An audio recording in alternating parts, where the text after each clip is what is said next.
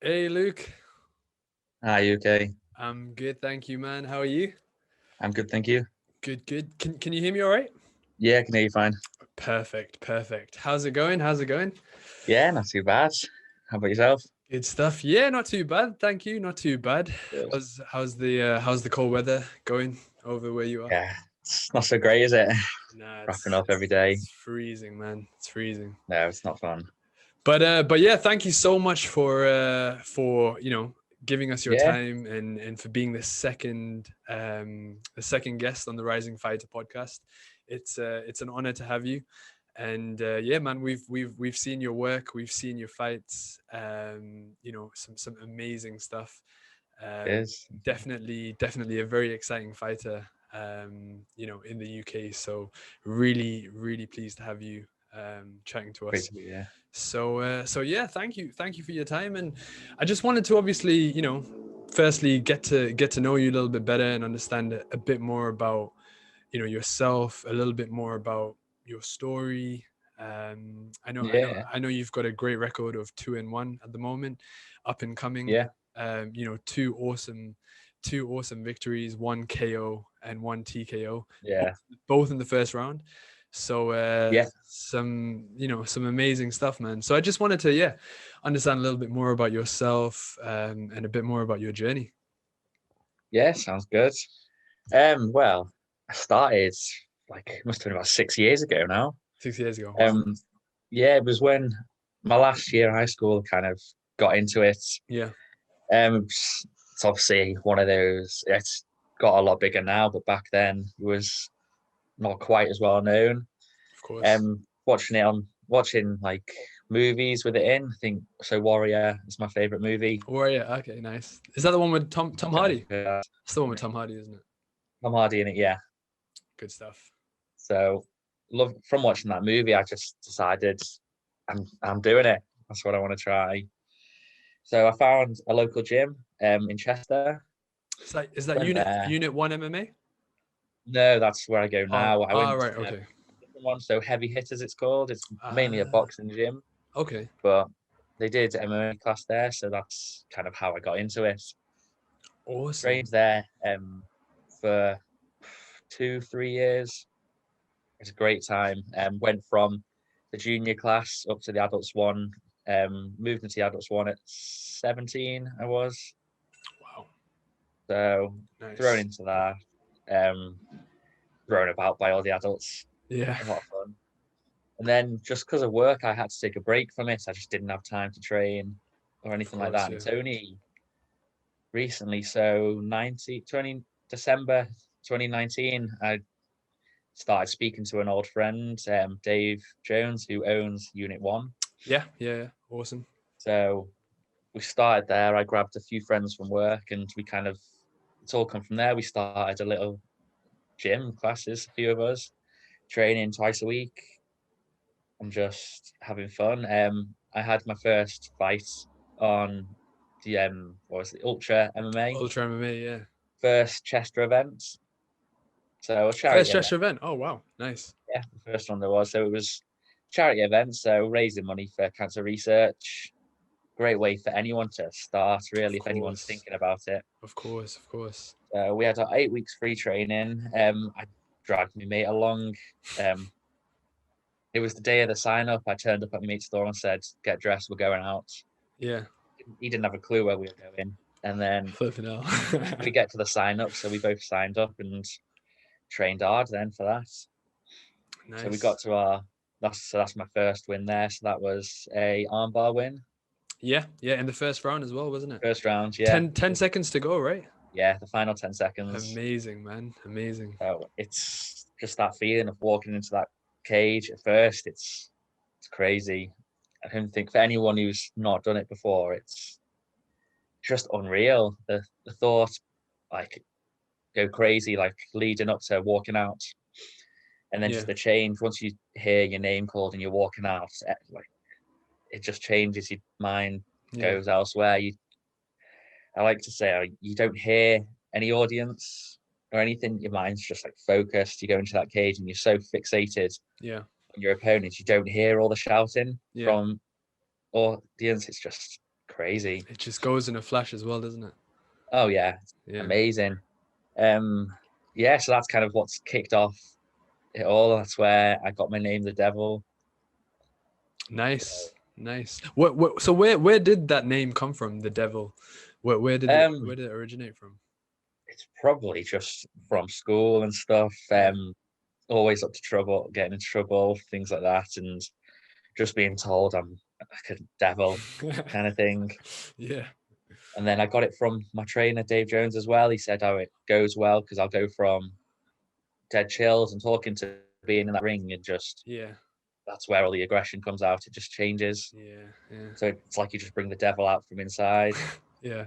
So that's kind of how we got that. And it's just stuck, really. Nice, nice. And I noticed that you're also a black belt in karate. Yeah. After training for about just over 6 years. That's amazing, man. So, how was that before you joined the gym? The Yeah, boxing so I gym? was a lot younger then. I started that in primary school. Nice, nice. So I What started type of karate was it? Shotokan. Shotokan. Oh, nice, nice. So I started it back then. That was when I was first interested in any kind of combat sports. Yeah. But because I was so young, my mum was like, it's the safest kind of option. Yeah. Yeah. We went there, stuck through that. So it took 6 years to get me black belt. Nice. And I just wanted to progress onto something else because it wasn't combat-y enough. It was all like self-defense, and that's what the whole martial arts about. Yeah. On that side, there wasn't much combat, which is what I was interested in. So I had to find something. Yeah. So it's great. So my last fight, I walked out wearing the black belt. Nice. Nice. So I had that on. It's like a GSP style thing, isn't it? Yeah, just sort of starting it all off, really. Nice. Since that first Ultra one, we've just trained with Dave Jones. Did so much training with him, Danny Parker as well, and we had Matty. So we got 3 kind of trainers. Awesome. So I had the 3 of those helping train me, and Dave got me my next fight on Budo Fighting Championship. Nice, nice. That was just before lockdown, wasn't it? Yeah, that was just before. There was people dropping out because they got tested positive. So it was all that kind of environment. Yeah. So it was like really close to all that kicking off. Yeah. But we got me that fight to drop. I think I was about 80 kilos at the time, and I had to fight at 72 kilos. Wow. So I had to drop all that down to get to the same weight. It was the same opponent as my first fight. Okay. Yeah. I noticed. Yeah. Davies. Yeah. Costatus. Yeah. Awesome. So after he heard I was training somewhere else, he reached out to my trainer and said he wants a rematch. Seriously. So he arranged for that to happen on Budo. Yeah.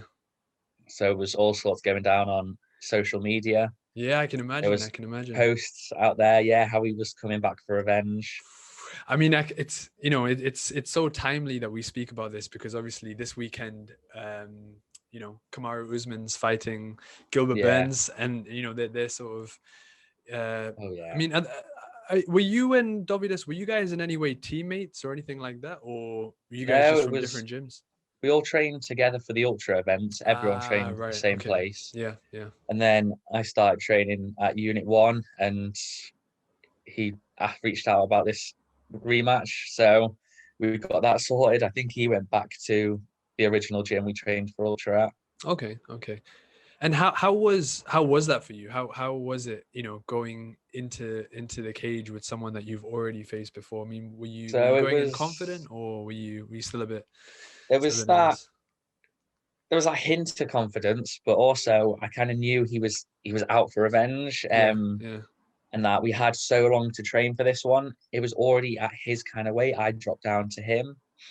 So it's kind of what he's used to. So there was that bit of, what if he's just got that extra bit of training in? Yeah. It's a fight. Anything can happen. It just takes one hit, and the best fighter could lose to the worst. Yeah. Anything can happen in that cage. So yeah, there was that slight bit of, here we go. As well as that bit of confidence, because I was like, I've done it before. This ain't going to be a problem. Yeah. Great. It was just so much training. So I had different styles. I had Dave Jones, general trainer, manager kind of thing. Yeah. Matty and Danny Parker for Muay Thai. Okay. So kickboxing, Muay Thai with them. So there was a lot of knees, kicking, all of that. And I mean, Fitness. you got him with a knee, didn't you, in the Yeah, first knee to round? the chest. Knee to the chest, and Yeah, so that that was was, like that really got him down, didn't it? yeah, it was, we just kind of repeatedly did it over and over. So with Matty, it was the combinations of the knee, kick, punch, Yeah. all the combinations with him. And we just drilled it so many times just to kind of fixate it into your mind. Yeah. Danny just kind of ruined me in fitness. Yeah. It was definitely some of the hardest fitness I've ever done in my life. Yeah. And it just helped me get from that 80 kilos down to fight weight of 72, but it was catch weight. I ended up being 70 kilos. Oh, really? Wow. So you cut So 10 under, kg. yeah, 10 Shit. kg for that one. How was that weight cut for you? And how long did it It take you was, to cut that weight? Was it I think over a I long did period of that time? in Or 2.5 months. 2.5 months.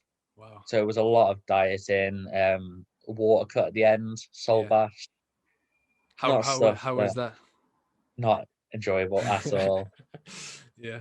I enjoy the dieting, thinking about what I'm eating. That's, once you get into it, it's fun. Yeah. But that water cut at the end and the salt baths, it's just, can't even describe how horrible they are. Yeah. They are nasty, Yeah. I can but imagine. I can imagine. well worth it.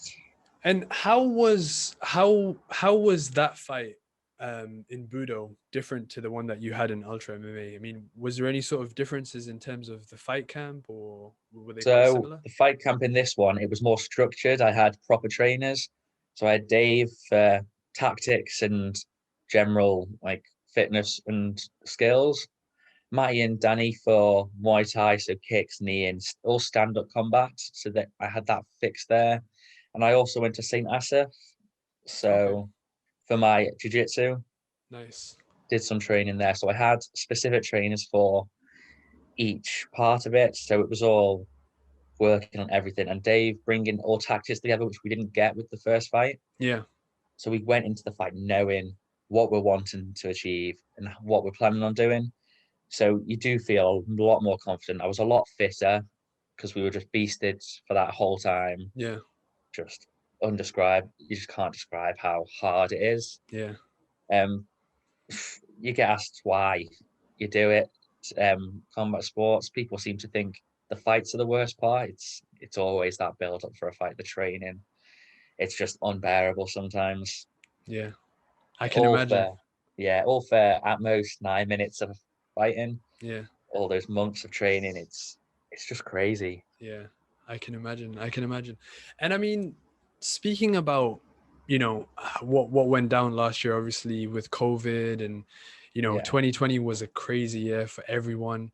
It was a crazy year for a lot of up and coming martial artists, who weren't able to compete as much as they would have liked to. yeah. How did you find last year, and what were you sort of doing, in terms of training? Were you guys still training, or how was it for you? Yeah, so we trained whenever we could. Whenever there was a slight relax in the rules, we'd be straight down that gym, Yeah, out running. We'd have our social bubble as well. So I'd meet up with my mate who was in my bubble and we'd smash out on pads, we'd do some sparring. yeah, It'd just be anything, trying to keep on top of healthy eating, keep that weight down. But my big thing for getting through it all is doing fitness first thing in the morning and last thing at night. yeah, It's it just keeps that motivation up because if you're not keeping that up, I bet lots of people who've had so much energy for it before lockdown have lost most of it now if they've not been yeah, doing something. yeah. It's so hard keeping that during all lockdown. It's just something new to us all, isn't it? Yeah, yeah, of course, of course. And obviously with it being the new year, and with there being talk of the whole vaccine and everything like that, and the cases slowly starting to decrease and stuff like that. So I mean, fingers crossed, maybe the rest of the year will be good. So I mean, what are your plans for 2021, and how many times are you looking to fight? What kind of competitions have you got your eyes on? What's your plans? Yeah. So at the moment we're holding down Budo. That's kind of our goal at the moment. We're Yeah, we're taking that title. we're going to get there. We're taking over. 100%. Not just me, Unit 1. There's some great fighters in there. Yeah. They're going to follow through. Every one of us is going to hold one of those Budo titles, but all in different weight classes. We're all going to lock that competition down. That is what we're doing. Like, end of this year, middle to end of next year, Unit 1's taking over Budo. Amazing. We're coming for it. We're waiting for the Bolton competition on Budo. That's where That's we're in, waiting is that for. because I know there's one in March. Yeah. But I know they recently announced that is possibly going to get cancelled, and then there's another one in May, I believe. Is Yeah, that so correct? there's one in Barrow in Furness. I'm not too sure where the other one is. The other one's in Scotland, apparently, in Grangemouth, I believe. Yeah, oh yeah. Yeah. Yeah, so So that'll we're be holding good. out for Bolton. Yeah, That'll be be amazing. We're waiting for the Bolton one. We'll get straight down there. We're going to be, as soon as we can start training again, we're going to be in there every day. We've structured it a bit more. So Dave's going to do his classes like normal. Danny's going to start doing one-to-ones Muay Thai. So we're all going to be deadly stood up. Top shape. We're all going to be fit as anything. Yeah, I'd love to fight. Depending on lockdown, I'd love to fight 3 times this year. At minimum, really. If I could go more, I would. But yeah, so 2-3 times is what I want to like aim for. Definitely get in. Yeah. And then we can come out and take that title early next year. 100%. 100%. And speaking of Unit 1, it sounds like an awesome gym. Sounds like, there's some amazing fighters, and like you said, they're all coming to take over Budo. It's headed by Dave Jones, who seems like an amazing coach. I believe he also owns Maximus Fightwear, who I Yes, believe you're Maximus sponsored by. Fightwear. I've got that on here. Nice, very nice. Repping. Yeah, so I mean, tell me a little bit more about how Dave is as a coach. I mean, he looks amazing. He's got a great record. He's fought some awesome opponents. So how has it been, for you training at Unit 1 MMA? So, well, Dave started off training with me at the original gym, Heavy Hitters. So he was a student in that gym. Ah, right, okay. He was great to train alongside. Moving from that, obviously, since stopping, didn't speak to him for a long time. And then I heard he had his own gym, messaged him. We got that set up, saw his first professional fight, which was amazing to watch. Unfortunately, it wasn't a win, but anything can happen. So we started training with him. But against one of the hottest prospects in the UK. So that's a great fight. Oh yeah, and his most recent one again, which we just know he's just made to be a fighter, made to be a trainer. He's just insane. Fighting Mohamed Mokeav recently. Yeah. Which was just insane. We all told him he's mental for doing it. Yeah. But yeah. He's got some guts. Yeah, loads of respect for him. Just so much guts, and it just helps drive us more. If he can get in there and do a fight like that against Europe's #1 pro fighter, we can do anything. We'll take those titles, no problem. If he's just so inspirational to watch, his training's amazing. He goes through everything so well. Yeah. I wouldn't be where I was now without him. Yeah. And we're all such a close-knit team. So we're quite a small gym, but every one of us is close. We all work together. If one person doesn't get it, one of us will help walk him through it, talk him through it. So everyone will get through everything and understand everything by the end of each session.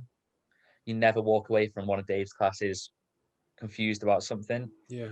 He makes everything so clear. He's so we always have music playing, anything to just motivate everyone. And it's not like one of those serious gyms either. We you can relax. Yeah. You can actually enjoy your training. We all leave tired, in pain, bruises and everything, but just wanting to get straight back in there. Amazing. I mean, and that is the dream kind of environment that you want to be in, when you're fighting, because obviously the fight game is hard enough as it is. So I think having that environment and having that team around you where you feel, like you said, you know, it's like that family kind of, Yeah. community. That is amazing, man. And it sounds like you guys are doing awesome things over there. So yeah, really, really looking forward to seeing how 2021 is going to be for you guys. And so just in terms of obviously what the Rising Fighter are trying to do, you know, we're Yeah. trying to focus on the amateur scene, because we know that's the scene that, you know, I think the pro fighters, they do get a good amount of recognition and, you know, awareness in Yeah. terms of sponsorship. Amateur fighters, you know, it is a tough game to come up, and, you know, Yeah. whether it's, you know, having a job on the side to just pursue your dreams, or, you know, whatever it is that each individual does, you know, everyone's got a different story. So I mean, how has it been for you, you know, as a rising fighter coming up, you know, in the amateur scene so far? How has it been for you in terms of, you know, just grinding and you know, the support that you've been getting around? Yeah. So it is hard for anyone starting off. It's a hard thing. So when I started 6 years ago, I thought it's going to be a breeze. I had all the time in the world, Yeah. but then down to jobs, having to stop training just because any day that training was on, I was in work. It really puts a strain on it, Yeah. makes it difficult. But moving gyms, then going to work after a long day, then going training, you go home Yeah. absolutely knackered. Yeah. There's just no time for anything else. Which is why a lot of people don't do it or they drop out, because you just don't have time to do anything else. You're either working, training, or sleeping. Yeah. Um, so that is a big strain for any fighter. And then, obviously, you got helping, getting out there on social media. It's not easy for people just starting off. Of course. You've got to constantly be posting, doing different things, something new, just to try and like get a bit of a profile to get out there. So getting fights is a struggle sometimes unless you know someone. Yeah. Um, I've been lucky enough to have Dave who knows people in the fight game, so we can get those. We can get onto competitions, but if you don't know someone, it is a struggle. Like that's why I hadn't fought before knowing Dave, Yeah. because it's just so hard. And then recently having a little boy, that has made training hard. Congratulations. Thank you. But working, training, coming home to a crying baby all night. It for anyone who's not Yeah. all in it. So the professionals, at least they're getting paid to do it, so it's their job. They don't have that extra bit of work. So if anything, it kind of slightly easier for them. Yeah. Yeah. For any amateur trying to balance work life along with trying to build your MMA career and family life, Yeah. there's a lot to do. You've got to really want it, which I think I'm starting to get the hang of. Um, it's just building on my social media now. So for anyone who's going to be watching, I'm about to start a kind of journey through learning yoga, so help with stretching. Nice. So I think sometime next week I'm going to post my first video. Um, I know nothing about yoga at the moment, so Yeah. it's just going to be that kind of journey on not being flexible, not knowing yoga, to building that up to become advanced in that. Yeah. So I'll probably start doing a few like mini series on that, just to give people something to watch, get out Amazing. there, build those followers, just to create a profile, which I'm Awesome, slowly man. starting to do now with those 2 first round wins. But it's just not enough. That you just need to build on it in other Yeah. ways as well. Yeah. But we're going to come on Budo when they have a bottom competition, and we're going to smash it, and that'll boost us up a lot more. Of course, man. Of course. And I mean, no doubt, it seems like you've got the passion, you know, for martial arts, having come from a background in karate and then now moving and transitioning over to MMA. It sounds like, you know, you love what you do.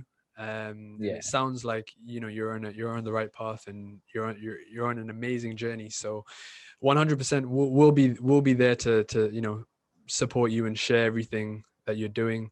And yeah, yoga is amazing, man. Like, you know, yeah, I think a big part of martial arts, and you know, a big help for fighters is being flexible and being more mobile. So I think yoga would definitely help with that. What got you into yoga? Like what sort of sparked the interest?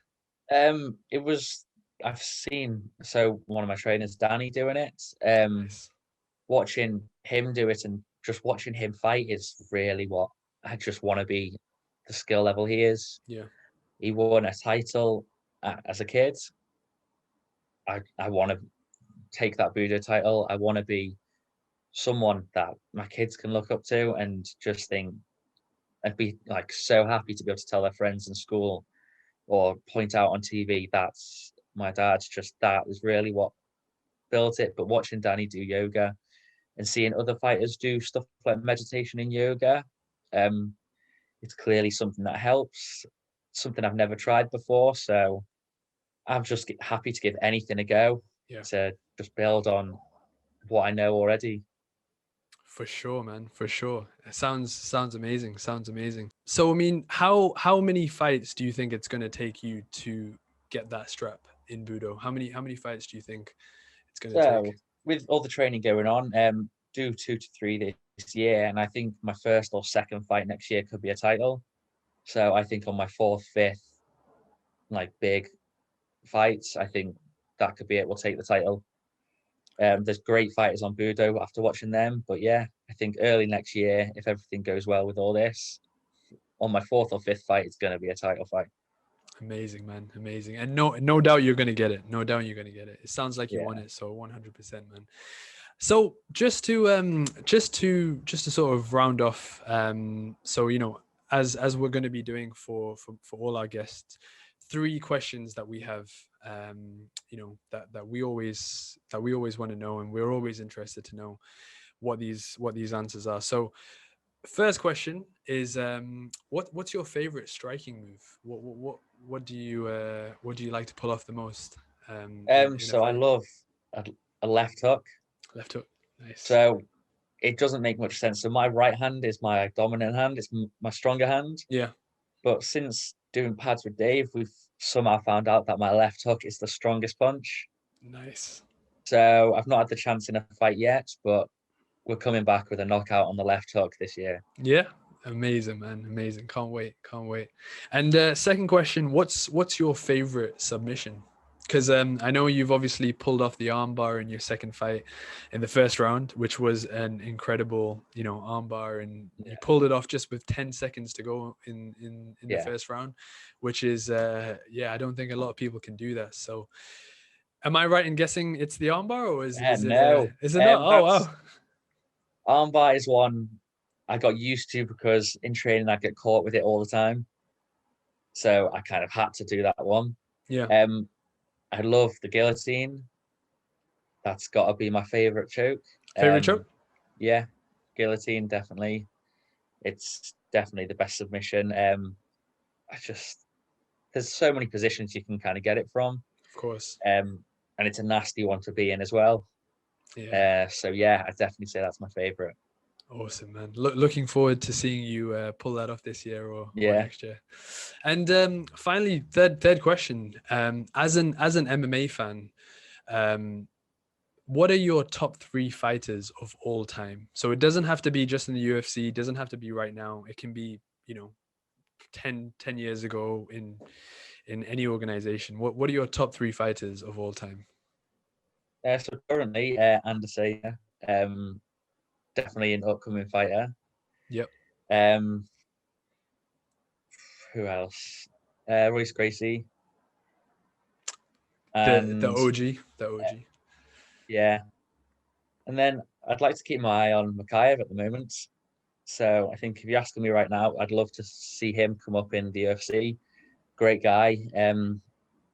Watching him at my last fight because he was there as well. He's definitely a top fighter. Someone who's going to be big on the TV. Yeah. And I could say that I've got his phone number. Nice claim to fame. I mean, I completely agree with you. He is he's definitely one of the biggest rising stars in the world right now, man. And I think he's going to be he already is a huge name in the MMA scene, but I think he's definitely going to be at that top level very, Yeah, very soon. definitely. And he's got an amazing mindset, and like you said, he's such a great person as well. So yeah, man, I that's a great top three. That's a great top three. And Yeah. finally, just one last question. I know Budo is one of the organizations that you've got your eye on. You know, you want to get that strap. What other? Because I know you fought in Celtic. What else? You know, what other organizations do you have your eyes set on? I'd love to be on ice. Nice, nice. Definitely working our way to Cage Warriors, and then the dream, obviously, Bellator or UFC. But for now, we're getting to Cage Warriors, and then from there, we'll see where we can go. See where you can go. Amazing, man. Amazing. Well, Luke, thank you so much for your time. It's been an absolute privilege speaking with you. I really appreciate you taking the time. And yeah, man, it sounds like you've got a very exciting year ahead of you. Sounds like you've got some very important fights. So no doubt you're gonna take that strap at Budo, and no doubt you're gonna achieve all your dreams of fighting in Cage Warriors and in the UFC or Bellator or wherever you decide to go. But yeah, man, really looking forward to seeing your rise this year and seeing your fights and seeing how you grow as an MMA fighter. And yeah, thank you so much for your time. Cheers. So happy to be on here. Thank you. Awesome, Luke. All right, have a great day ahead, and yeah, I'll catch up with you soon.